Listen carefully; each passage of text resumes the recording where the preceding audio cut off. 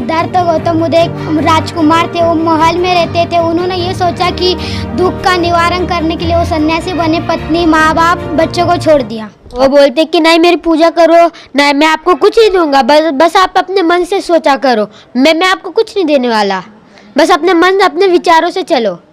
को बोलना चाहता हूँ, हर भारत देश को बोलना चाहता हूँ, घर में आप नशा मुक्त रहिए, आपका परिवार भी सुखी रहेगा, आप भी सुखी रहोगे। नमस्कार, आप देख रहे हैं साला सच न्यूज और सहयोगी चैनल प्रज्ञा न्यूज। और मैं अभी इस समय उपस्थित हूँ रामनगर छिरी में, जलाराम पे।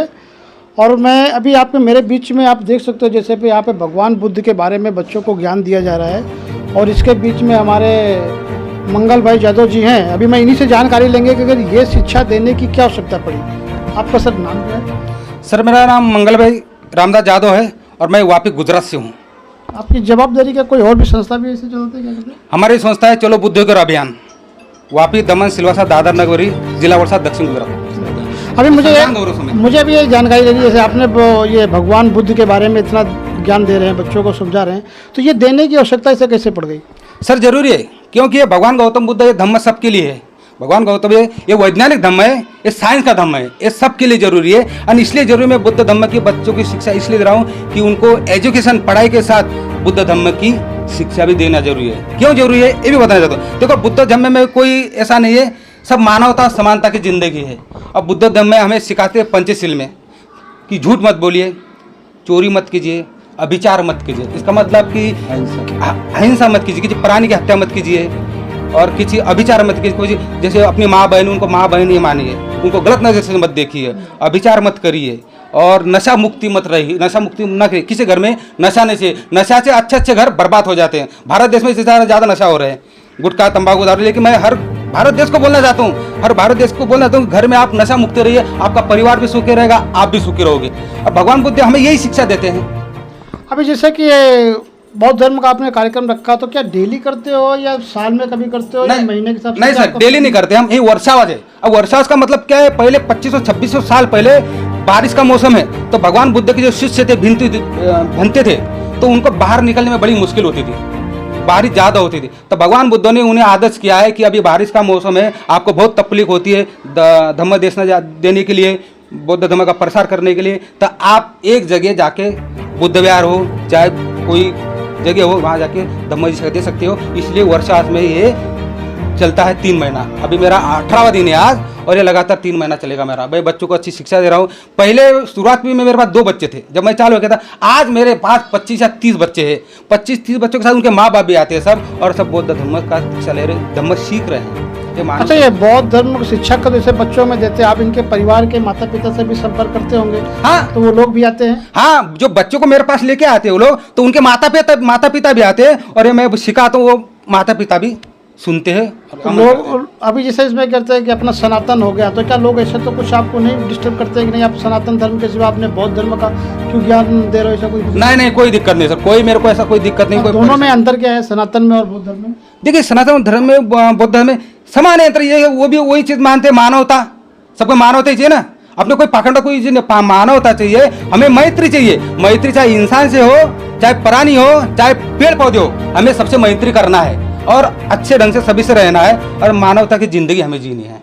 अभी आप क्या समाज को क्या शिक्षा देना चाहेंगे? कुछ उनसे अनुरोध है आपका? हाँ, शिक्षकों को मैं, मेरे समाज को नहीं लेकिन सबको मैं, हर समाज को मैं ये बोलना चाहता हूँ कि ये धम्म साइंस का धम्म है, वैज्ञानिक धम्म है। इसमें सबके सीखने लागे, और सभी अपने बच्चों को बुद्ध धम्म पढ़ाएंगे तो बहुत बढ़िया है। हम बुद्ध है, ये शांति का प्रतीक। आप देखते हैं जापान, थाईलैंड और बाहर भी बौद्ध धम्म की संख्या कितनी है, और भारत में भी है, और हर जगह बुद्ध ये शांति का प्रतीक है। बुद्ध कोई भगवान नहीं है, बुद्ध कोई भगवान नहीं है। वो बोलते हैं कि मैं कोई भगवान नहीं हूँ, मेरी कोई पूजा मत करो, ना अगरबत्ती लगा कुछ करो, मेरे बताए हुए मार्ग पे भी आप मत चलो। आपके बुद्धि को जो अमल पड़ता है वो चीज़ आप करो। बुद्ध हमें ये सिखाते हैं। सर आपका नाम? मेरा नाम भीमराव कटके हो। मैं संविधान गौरव समिति दादरा नगर हवेली वापी दमन सिलवासा का सलाहकार हूँ, सामाजिक कार्यकर्ता हूँ, और ये धम्म का प्रचार करता हूँ। आप समाज से कुछ अनुरोध करना चाहेंगे इसके बारे में? 100% करना चाहेंगे। ये भगवान बुद्ध और उनका धम्म ग्रंथ है खाली। आप अच्छी तरह से जानते हैं कि हमारे भारत देश को बुद्ध की भूमि कहली जाती है। आप बड़े बड़े स्तूप यहाँ पे देखते हैं। नालंदा विश्वविद्यालय की बात आप अगर सुनी होगी या देखी होगी, तो ये भगवान बुद्ध सभी एक मानव जाति को समान रखता है। बुद्ध धम्म की क्या पहचान, मानव मानव एक समान। और आपने बोला सनातन और बुद्ध धम्म में क्या प्रकार है, फर्क इतना है कि ये कोई चमत्कार पाखंड इसके ऊपर विश्वास नहीं रखता है। और ये बोलता है कि इस दुनिया में अगर आपका विकास आपको करना है, आप सक्षम अगर बनना है, तो आप ही आपका विकास कर्म से कर सकते हैं। यानी कि अत्तदीप भव, यानी कि खुद का विकास खुद ही कर सकते हैं, आपका दूसरा कोई नहीं आएगा।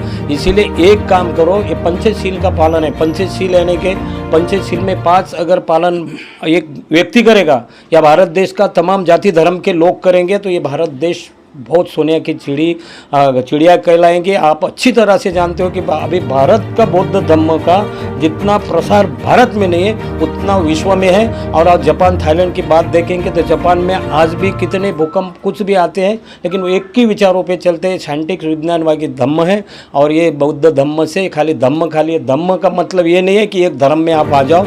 उनके आचार विचार आप सभी जाति धर्म जैसे विपासना हो रही है। दर एक जगह पे भगवान बुद्ध को आप होटल में देख रहे हैं, आप उनको कहाँ भगवान बुद्ध का क्यों रखा जाता है, तो ये देश के अहिंसक रीते उनका उपदेश है, विचार है। यही पूरे विश्व, भारत को नहीं विश्व को बचा सकते हैं। ये भगवान बुद्ध का उपदेश सभी जाति धर्म के लोगों ने लेना चाहिए और ग्रंथ पढ़ना चाहिए। उसमें सभी का विकास है और सबका भला है इसमें। अच्छा, अभी ये जो आपका बौद्ध धर्म का ग्रंथ सभी जात के लोग ले रहे हैं या कोई एक दो ही? ज़्यादातर लोग अदर जात के लोग उसका ज़्यादा पठन करते हैं। आप कभी जाएंगे जैसा विपासना केंद्र है, कहाँ पे भी आप जाएंगे तो इसमें बुद्धिस्ट लोग कम और अदर कास्ट के लोग ज़्यादा। जैसा आप मोराई का पेगोड़ा है, इगतपुरी का है, आप नवसारी में धम्म अंबिका कुछ तो भी है। ऐसे जगह पे सभी जाति धर्म के लोग जाते हैं और इससे सीखते भगवान बुद्ध के विचार और अपने घर में ज़्यादातर भगवान बुद्ध की मूर्तियाँ और विचार रखकर अपने परिवार। जैसे देखा इन्होंने अभी बौद्ध धर्म के बारे में प्रचार कर रहे हैं और हमारे बीच में बच्चे बहुत सारे हैं जो छोटे बड़े हैं, अभी यही भविष्य है। और इन लोगों ने बौद्ध धर्म के बारे में अगर सिखाया है, तो अभी मैं थोड़ा बच्चों से जानकारी लेंगे कि बौद्ध धर्म में इनको क्या समझ में आया और कैसे। बेटा, आप बौद्ध जी के बारे में क्या जानते हो? भगवान कौन थे, वो क्या थे? वो बोलते कि नहीं मेरी पूजा करो, नहीं मैं आपको कुछ नहीं दूंगा, बस आप अपने मन से सोचा करो, मैं आपको कुछ नहीं देने वाला, बस अपने मन अपने विचारों से चलो। देखा बच्चे ने क्या कहा। अभी मेरे बीच में और बच्चियाँ भी हैं। बेटा, आप बौद्ध जी के बारे में कुछ बताएंगे? सिद्धार्थ गौतम बुद्ध एक राजकुमार थे, वो महल में रहते थे। उन्होंने ये सोचा कि दुख का निवारण करने के लिए वो सन्यासी बने, पत्नी माँ बाप बच्चों को छोड़ दिया। आपका नाम क्या है? तृप्ति। बेटा, आपका क्या नाम है? रितिका जी, आपको वो बुद्ध भगवान के बारे में आपको क्या इस पे कुछ बता सकती हो? इनकी क्या बातें अच्छी लगी आपको? गौतम बुद्ध ने हमें सत्य का मार्गदर्शन दिया।